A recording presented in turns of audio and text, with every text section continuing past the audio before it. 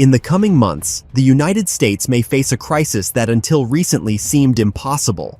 The issue is sugar, a product without which neither the everyday life of Americans nor the beverage and food industries can be imagined. According to the Financial Times, the Brazilian government is considering restrictions on sugar exports to the U.S.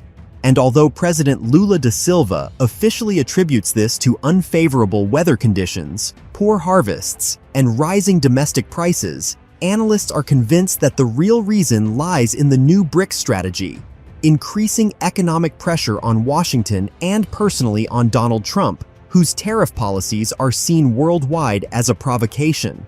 Brazil is the largest sugar producer in the world.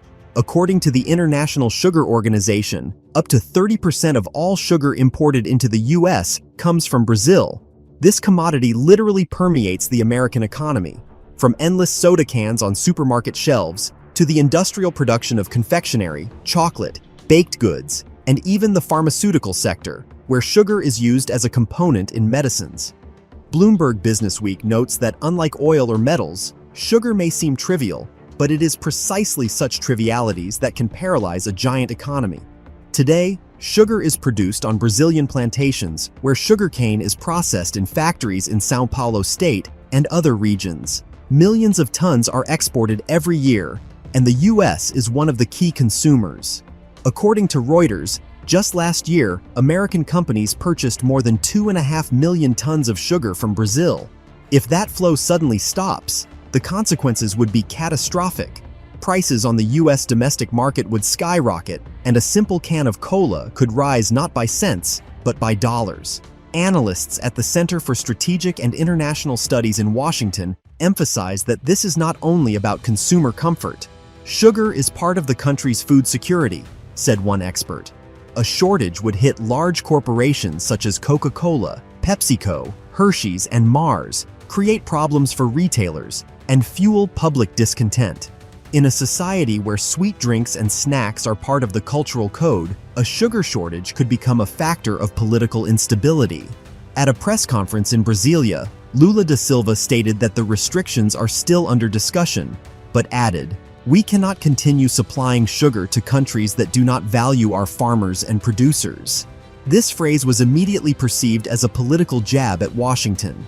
Behind the scenes, according to Folha de São Paulo, there is talk of coordinated pressure from BRICS countries, restricting not only sugar supplies but other agricultural products as well.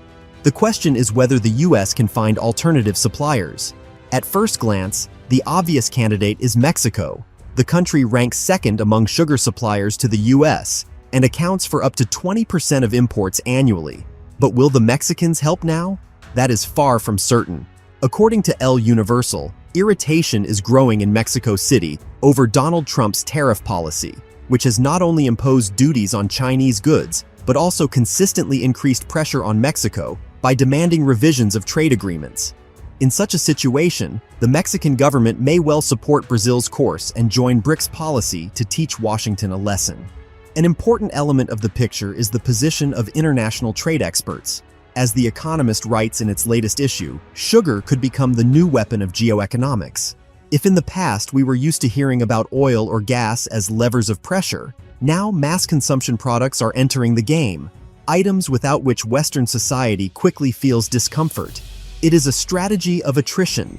Instead of loud strikes at high-tech markets, a gradual strangulation through everyday goods. According to insiders in the U.S. Department of Commerce, the White House has already held several closed meetings with representatives of the agricultural sector. Options are being considered for an emergency increase in domestic sugar production, but experts note that this would take years, not months. Sugarcane is grown in the U.S., only on a limited scale in Florida and Louisiana, and those volumes are woefully insufficient. Attempts to substitute cane sugar with corn syrup could provoke a storm of criticism from consumers and producers alike, since the taste and properties of the product change dramatically. The New York Times quotes a former Department of Agriculture advisor, "If Brazil really cuts off exports, we will face a situation comparable to the oil crisis of the 1970s, only this time on the food market. People are used to sugar, and its disappearance would trigger panic." In Brazil itself, the decision is explained by concern for the domestic market. Because of poor harvests, sugar prices are rising at home, and the government must balance between exports and the needs of its own population. But analysts are convinced this is only a convenient cover for a political maneuver. Right now, as Donald Trump intensifies tariff pressure on China and other BRICS countries, a retaliatory strike in the form of a sugar embargo looks maximally painful. So far, Washington remains silent. Officials only say they are closely monitoring the situation, but insiders claim that in classified reports to the National Security Council, scenarios are already being examined in which the U.S. is left without sugar imports for months. The key question remains, will Mexico come to the rescue? On the one hand, geographic proximity and economic interdependence make it the ideal partner. On the other hand, Trump's political course and growing discontent in Mexico City could push the Mexicans toward an unexpected move, siding with Brazil and the BRICS countries. Thus, sugar is turning into an instrument of global politics. What yesterday seemed like an ordinary supermarket product could tomorrow become a symbol of a new confrontation. If Brazil imposes restrictions, the U.S. will face not just rising prices, but a crisis of confidence in its own food security. And then Trump's tariff war will bring America what he least expected: empty shelves and the anger of his own voters. According to the U.S. Department of Agriculture, the average American consumes about 30 kilograms of sugar per year. This is a colossal figure, given a population of more than 330 million people. In market terms, this means tens of millions of tons of sugar must flow every year to factories, retail chains, and restaurants. Experts at the Wall Street Journal note that sugar in the U.S. has become not just food, but a kind of economic glue holding entire industries together. The beverage industry alone generates hundreds of billions of dollars in turnover, and it critically depends on sugar. If that flow is interrupted, the crisis would immediately hit millions of jobs, from soda plant workers to truck drivers hauling sweets across the country.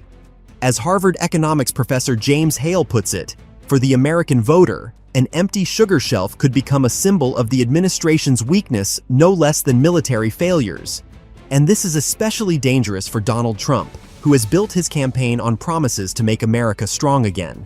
If it is during his presidency that the country faces a sugar shortage, his opponents will gain a weapon that will be hard to deflect.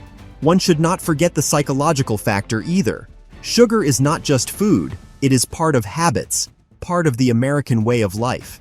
Morning coffee with sugar, cupcakes in the office, giant cups of soda in fast food restaurants.